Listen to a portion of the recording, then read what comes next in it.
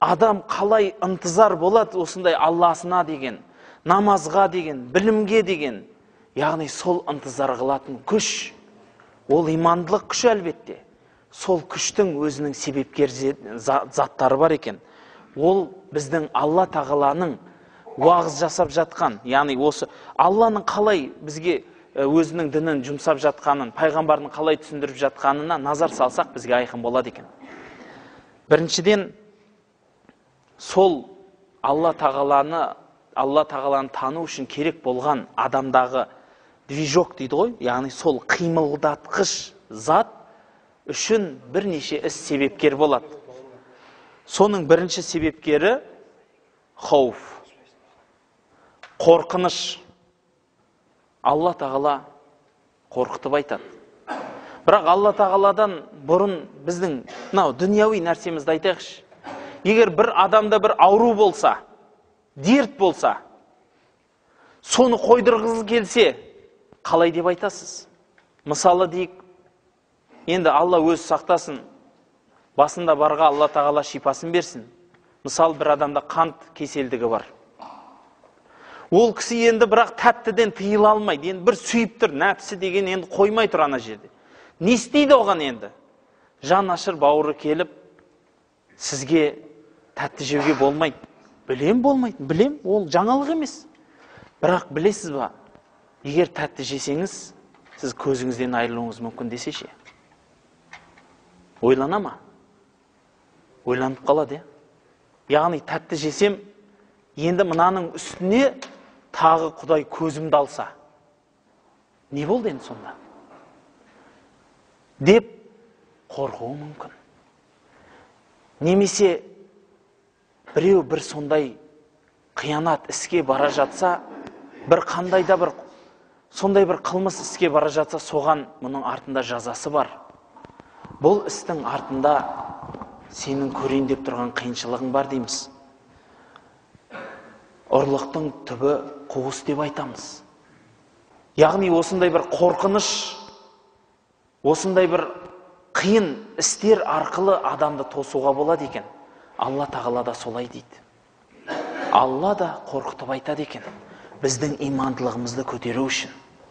Қалай дейді? Ей халайық,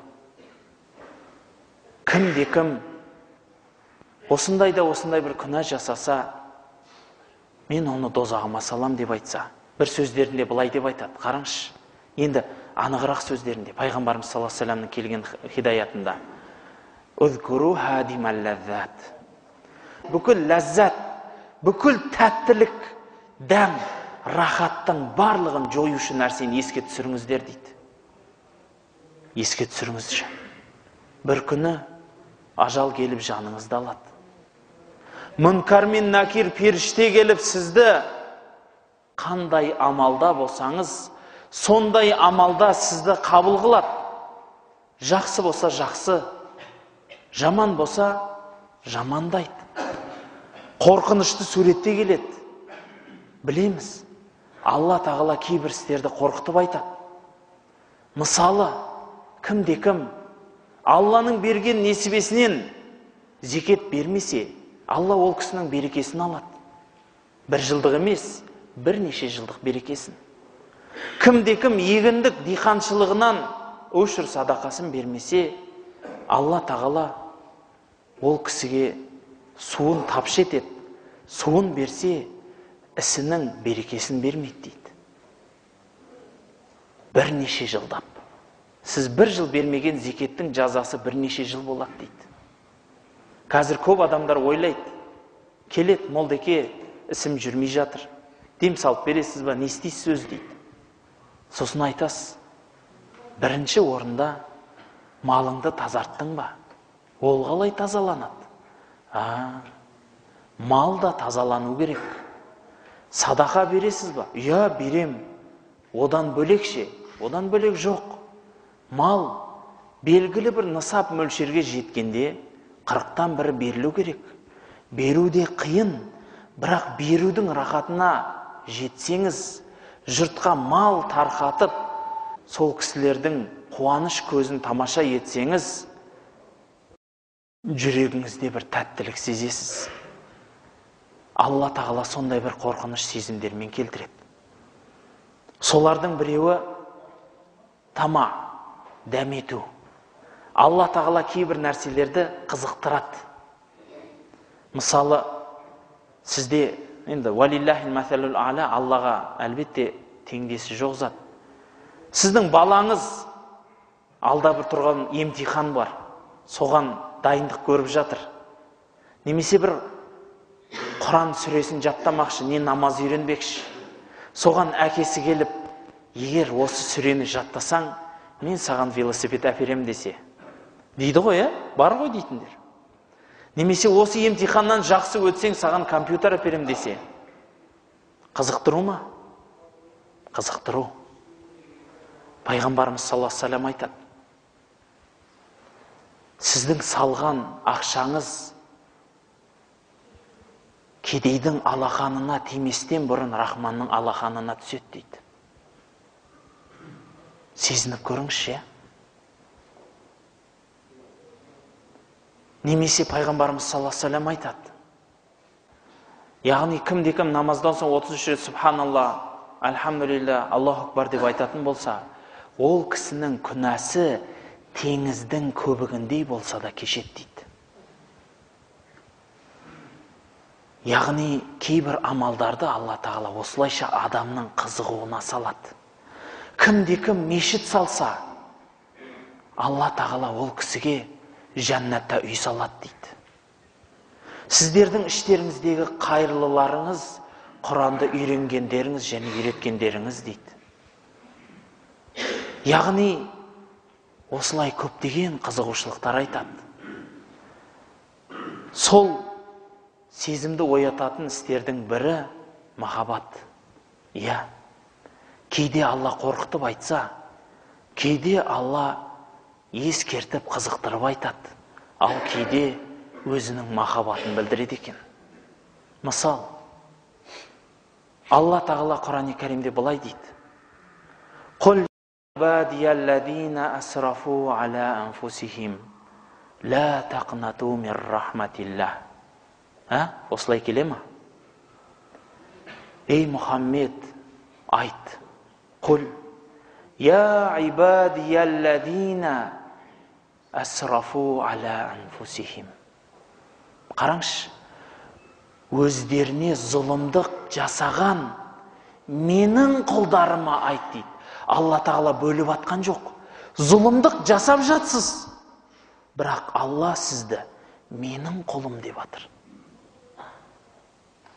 Сіз Алладан мүмкін теріс бұрылдыңыз. Сіз мүмкін сол кезде Алланы ұмыттыңыз. Бірақ Алла ол жерде менің құлдарыма айт деп тұр. Егер сізге біреу сондай жамандық жасса, не істейсіз? Анаған айт, не дейсіз? Не деп айтайын десе, тұмсығын бұзам дейсіз ғой, дұрыс па? Алла тағала не дейді? Сол күнәһарларды дозаққа салам, олай да бұлай азаптайым деді ма? Не дейді? Өздеріне зұлымдық қылған пенделеріме айтшы, Алланың мейірімінен үмітсіз болмасын дейді. Өзінің мейірімін алға қойып жатыр. Алланың мейірімінен үмітсіз болмасын. Алла барлық күнәларды кешіруші дейді. Қараңызшы Аллахтың махаббатын сізге, бізге деген. Пайғамбарымыз саллаллаху алейхи ва саллямда бір сөз келеді. Бір күні бір уақиға кезінде бір топ тұтқын келеді. Сол тұтқынның ішінде бірнеше жер жүріп келген ғой, бірнеше күн болған. Бір ана баласын жоғалтқан. Бірнеше күн болған, бір бала анасын жоғалтқан. Яғни осыншалықты қиын жағдай кезінде екі ана мен бала қосылады. Балапан іздеп жүріп, қарап жүріп, көздерінде жас, анасын көреді, көре салып жүгіреді. Ал ана ше, ана да солай көре салып өзінің балапанына жүгіреді. Жетіп алып екеуі бір-бірін құшақтап жатыр.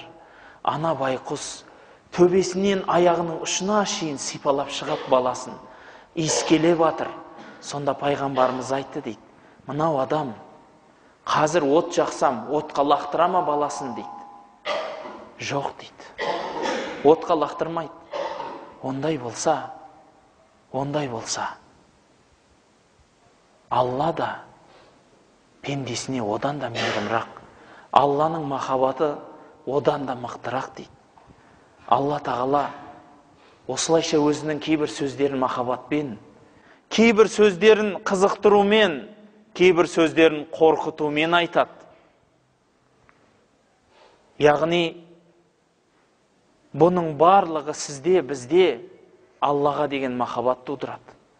Егер сізде бір нәрсеге қызығу болмаса, осы 3 амалдың біреуін көріңіз. Осы 3 амалдың біреуінен өтіп көріңіз. Осының жанында бір қосатын нәрсе. Жақсы адамдармен араласып отырмасаңыз, сіздің барлық қызыққаныңыз да, барлық алға қарай жүргеніңіз де уақытша болады. Араласып жатқан адамдарыңызға көңіл бөліңіз. Пайғамбарымыздан келген хадис бар, естеріңізде, бір адам 99 адам өлтіргендігі. Кейіншелік тағы да 100 адамды өлтіргендігі. Сонда бір ғалымға барып тәубе сұрағанда, тәубесінің жолын көрсетіп болып, оған не дейді? Сен тұрған жер жаман жер, ол жерден кет, ол жерден көш. Өйткені адамды қоршаған ортасы да әсер етеді екен адамға. Сондықтан кіммен араласып жүрсіздер? Қалай араласып жүрсіздер? Соған көңіл бөліңіздер. Тағы бір осы жерде осыған келетін нүкте, бауырлар. Алла тағала қандай да бір сізге имандық берсе, біліңіз, ол жәннаттың кілті. Сізге Алла тағала өзінің махаббатының бір бөлшегін берді. Сондықтан халайық сол іске бірінші орында соны сақтап, соны қорғап, қуаттай білуіміз керек.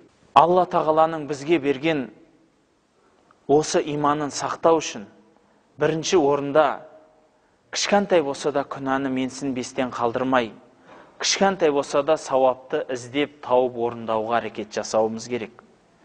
Өйткені имандылыққа себеп болатын істер күнә менен сауап амалдар.